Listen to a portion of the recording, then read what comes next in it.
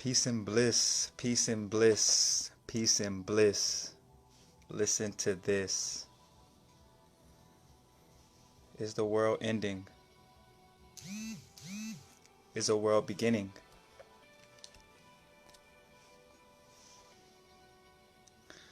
Our perspective governs our reality. For some, it is to believe that the world is ending.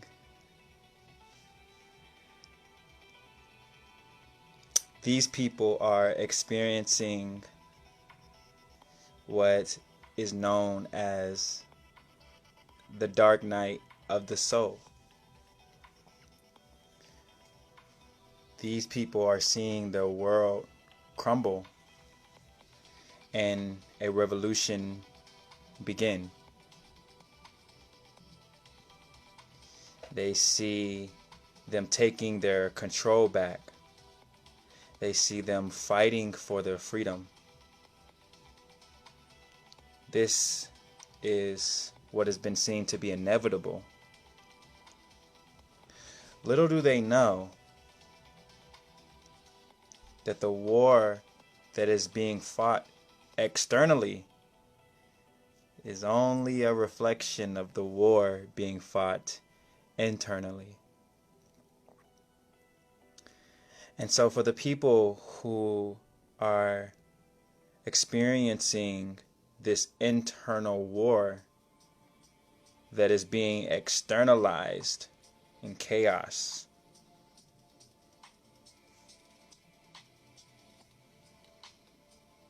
we hear you, and we love you, and we support you throughout this experience.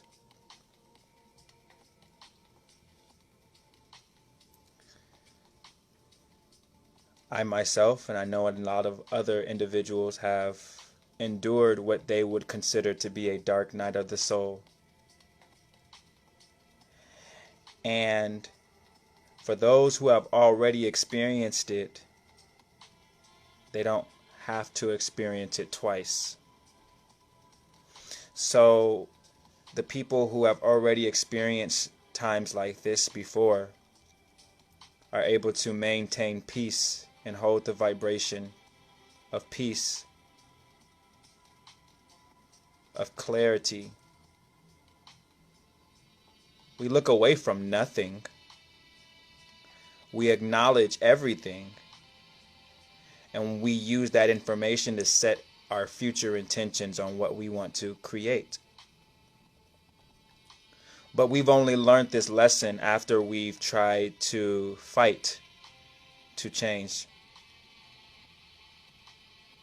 A lot of beings and a lot of spirits have already experienced the feeling and experienced the time of fighting oppressors and fighting systems of oppression. Anyone who has truly fought systems before know that violence is the worst thing to do, because the system knows violence better than we do. The system is designed to be a bully. So the worst thing you can do to a bully is go down to the bully's level, because that's what it wants you to do, because that's when it has the greatest advantage, where it's a lot easier to force that physical willpower now that they've got you to come down, or us to come down to the vibration where this takes place. We've officially have chosen to step into the ring. And so when you play with bullies in the ring, it's very, very painful. And so that's why I say I hear you, and I'm here to support you in the journey of experiencing and learning how to move through these internal transitions. Let us not forget that everything is a reflection of our external reality. Now, it is often said that if you die before you die, then when you die, you don't have to die. And I believe in times like this is when it speaks the loudest, because I believe that this is a consciousness awareness transition. This is a beautiful, again, I look at this as puberty, where the earth and the cells, being the human beings that make up this planet, are all upgrading. And so we have to remember that this is a beautiful time. And just like the birth process, there's pain, there's struggle, there's frustration, because that is always the catalyst of birthing something beautiful. And we can see the patterns through everything. We can see the patterns through making and birthing a successful business. The pain, the late nights, the research, the struggles, the wasted money, the bad investments, all of those things that created the catalyst for the wisdom that you have that enabled you to create the successful business. We see the pain as a catalyst for transformation. Therefore, a lot of people have to inevitably experience that pain in order for them to transform and be able to exist in this higher dimensional planet. And so for those who have struggled to keep peace within this time, these are your lessons. You are learning how to maintain peace consistently. And I want to clarify this because a lot of times people think that by maintaining peace, it means that you're not doing anything. No. This has been a long time confusion and illusion. It's more so realizing that you are most peaceful when you are calm. We are most peaceful when we are calm.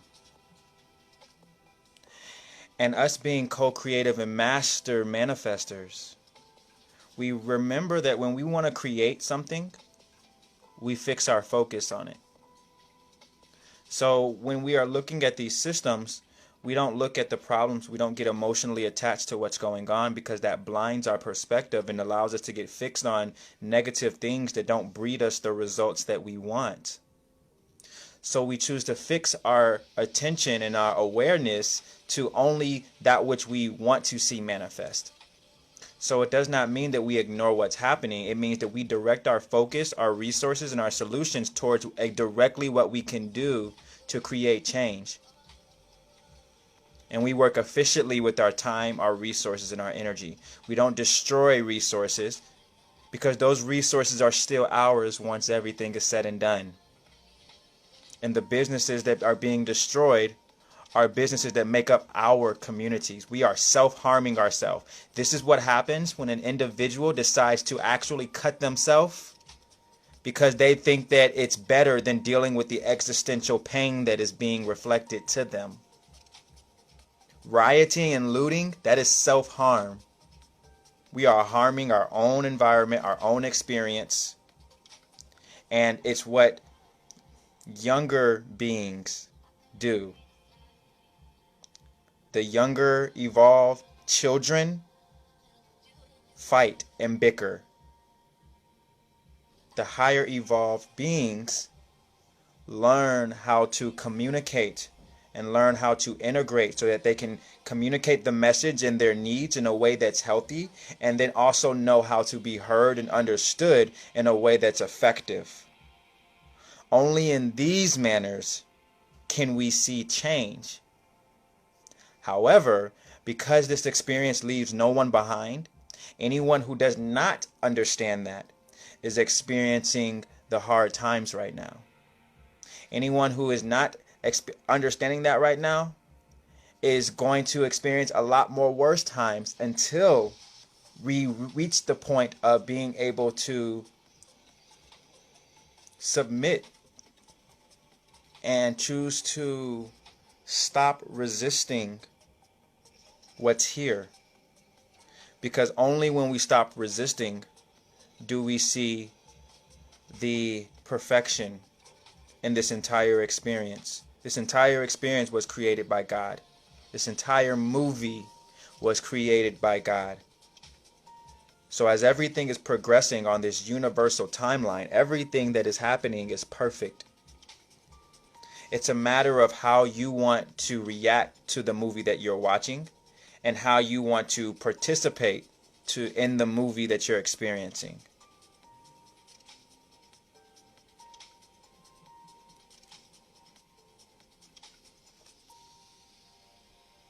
Peace and bliss to you guys as you guys are walking in, coming in, walking in, speaking in. Kimberly, Christy, Catherine, Lorna, Maritza, peace and bliss to you queens. Share this video out to as many groups as you can. Please do me that favor.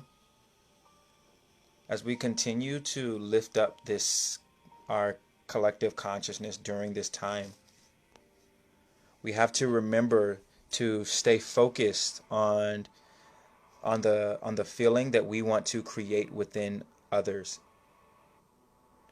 And what I mean by that is that when we can remember that when we are looking at the situations in our life, what is the goal? If the goal is peace, if the goal is freedom, if the goal is unity, if those are the goals,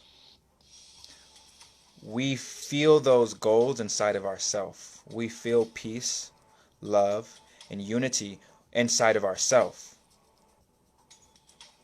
Then we reflect that externally. It happens naturally. It happens symbiotically.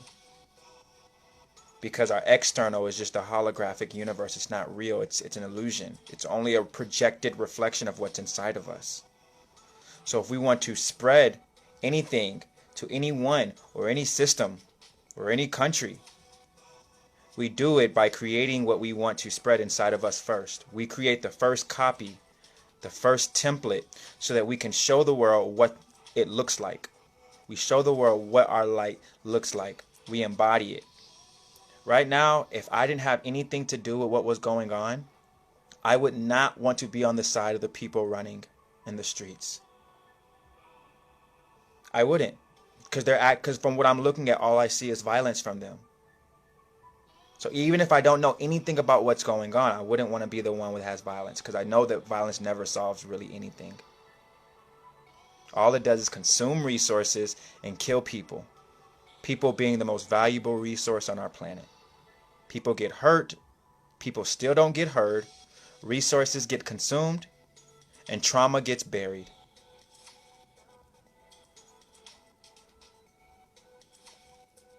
My heart goes out to every person that has been affected through racial trauma. And I do believe that this system is reflecting to us the need to accept all parts of this experience, this plane, all parts of people, all parts of races, and we're learning that. We truly are learning that. Earlier I was, I had my ego in my head that was getting upset at black people, not because of the death of the police officer, but that even still last year and the year before that, we had more black on black deaths than we did police deaths in the entire lifetime of police deaths. And so it's like I look at how much we're ready to respond to these things that are unjust, no less. But I look at how much action we take upon these things. And I look at as an economist and as just someone who is very heavily intentional about getting involved into the larger systems, including the political systems and the deeper financial systems, so that my light can shine in those places. You realize the language that the country and the system that we work in speaks. And the language that it does not speak a language of violence. Our system does not speak a language of violence. The pen was always mightier than the sword in this country and in this space. So we learn how to play the game properly to create the change that we want. And you know, we can even take this upon ourselves when it comes to our human bodies, right? So imagine when we get sick, or imagine, you know, when something happens and our bodies are physically affected by it. You know, imagine what happens when you break your arm. When you break your arm, do you start beating up your arm and saying, fuck you, arm, I can't believe you did this shit to me. This is your fault. Now what am I supposed to do? Isn't that going to make things worse? And so we learn how to nurture the womb. We learn how to look at all the parts that we're at pain with, and we began to look at the quickest and most efficient way to heal these parts. And we do it in a way that's love, out of love, because we know that anytime we break something, anytime there's injury, anytime someone's feeling pain, it's always very, very delicate to move that piece and move that part of you in any direction. Every direction that you move in is extremely fragile when in moments of needing repair. And so we treat situations delicately, and so that we can look at them and we can truly see how to heal this thing back to life.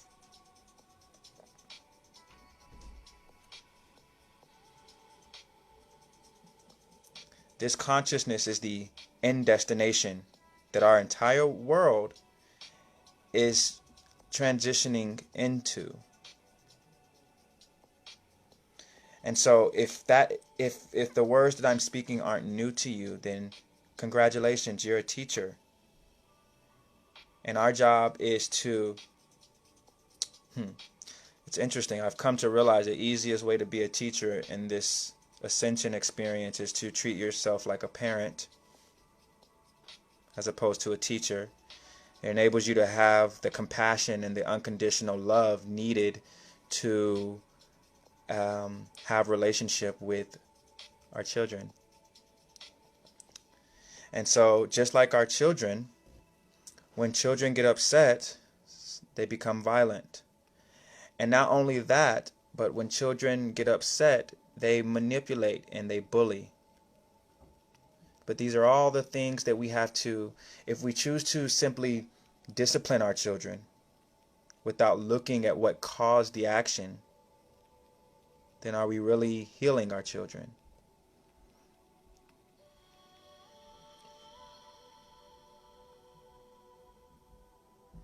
And so it's time we have to make the decision of when we are going to stop reacting and being able to look at the issues at their root. Look at the issues within our own life at their root. Our country is learning how to stop medicating themselves.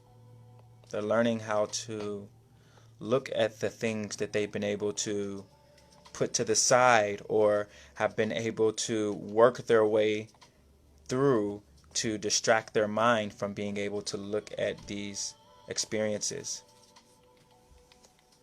And so we're in this very, very sensitive time, which is why we need more love and more encouragement and more positivity than ever, and more understanding. You know, I want to say this again. It doesn't mean that we reject what's going on, because there are two different worlds existing right now. In one world there's peace, and in another there's chaos. And so what happens when your world is in peace but the world of your loved ones around you and your people around you are in chaos? It's like when you understand that in order to transmute chaos into peace, you have to hold the vibration of peace, and then the chaos transmutes itself into peace. We have to learn how to be able to be understanding with people who choose chaos. Our job is to support them on their journey. You know, this is the spiritual hard-headedness of resistance. And certain people go through it. I went through it. I was hard-headed. And so this God, this spiritual experience, this whatever you want to call this system, it had to break down my consciousness so that I was able to see the bigger picture. And so everything that's happening right now is happening out of love.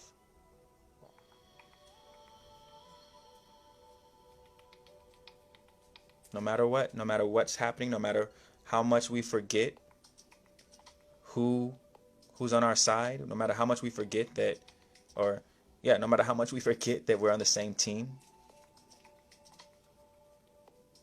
no matter what illusions, no matter how strong the illusions are that are being currently placed into our faces that are so easy for us to adopt, no matter how many illusions they are, we must remember that we are all on the same team. We are all one. We are all reflections of each other. No matter what.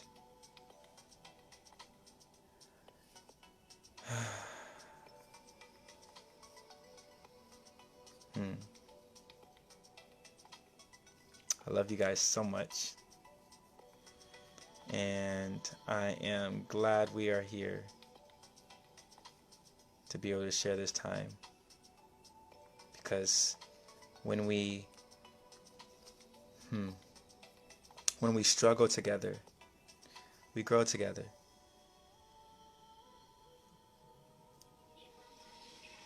And so being able to motivate and encourage people to create the storyline that they want to create, and don't give attention to the storylines that they don't want to create. And we can remember that we all come together in times like this. There's more communication happening more than ever. More people are talking and spreading words. That's the process of unifying consciousness.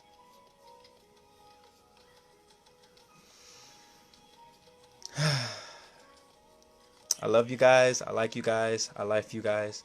Share this video out to all of your groups. Please hit that like button. Follow my page. Peace and bliss.